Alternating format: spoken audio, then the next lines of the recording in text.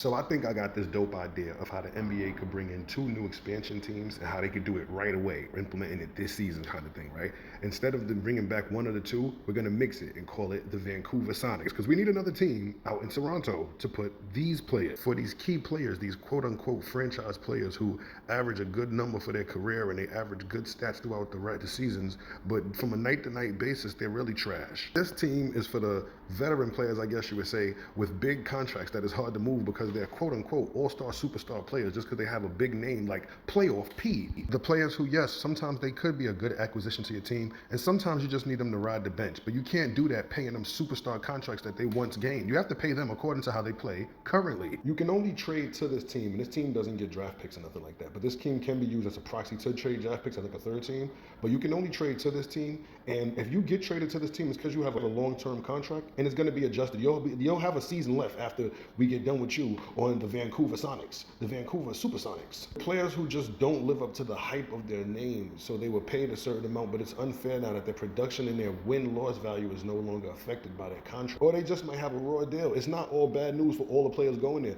You have a long-term contract, you're a franchise player, but your production and the win-loss, so we need to get you off that team so somebody else, some young rookie could fill that void and let's see what he could do. But they also need a coach. However, guess who just entered the chat? You are now on this team, for we have seen you in too many game sevens just pass the ball, not defend, and run. You have made the team for all the reasons mentioned earlier.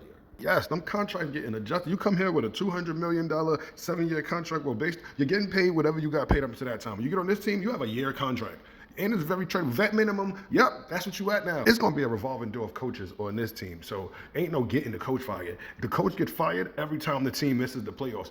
Your contract get null and void basically if y'all miss the playoffs because you don't get no draft picks. Y'all not even in the draft. Now for the East, the New Jersey Bobcats. You see how for the Vancouver Supersonics, it could sometimes be a team that's positive for you to be traded to. You don't want to be traded to this team, but you could be traded to this team and you could be traded from this team. I'm gonna tell you why. It's inexplicable as an up and coming star that you're no longer able to produce or stay on the court. So you're taking up too much money. You're taking up a chunk and you're wasting customers' pay that's coming to see a place that could be replaced with your money that you have. So to this team you go. You're visibly shucking and jiving the game and cheating people out of what they came to see.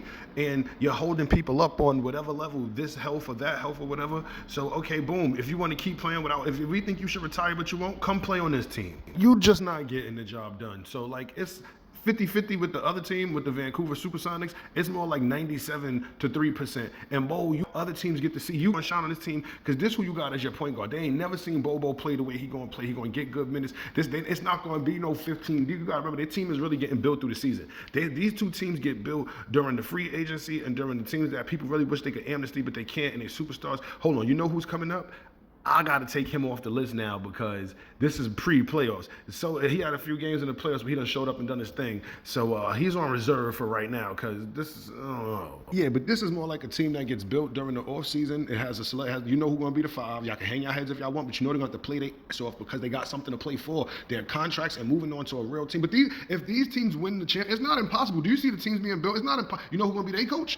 This guy. I really need y'all to stop telling me people are good coaches because they coached Michael Jordan, Scottie Pippen, and Dennis Rodman, because they coached Kobe Bryant and Shaquille O'Neal, because they coached Shaquille O'Neal and Dwayne Wade, because they coached Kevin Garnett, Paul Pierce, and Ray Allen and Rondo all at the same time, because they coached LeBron James, Kyrie Irving, Kevin Love. I need y'all to stop telling me people are good coaches because of that. I need to see the X's and O's. I forgot to mention this about the Vancouver Supersonics. The reason why it's also a good team for those veteran players like KD and them, because they need to change the scenery, and being in a different country would be a great change of scenery, especially when we know it's just for like a year. Hold on now, let's get to why this will always be a competitive season between these teams at least. These two teams know they must at least make the play-in tournament and win one game. So if they come in 7th seed, they got to at least win one game and then lose one if they're going to get bumped, right? And then they have to go against each other to start the season. So one team starting with a win and one team starting with a loss. It's time for get back for one team. It's time for one to get on the roll with the other. They cannot. If they see, the reason how they get their contracts is put down to vet minimums and all that is if they miss the playoffs, and that's how the coaches get fired. Basically, if the NBA is the Avengers, then the New Jersey Bobcats is the Suicide Squad, and the Vancouver Supersonics is the Guardians of the Galaxy.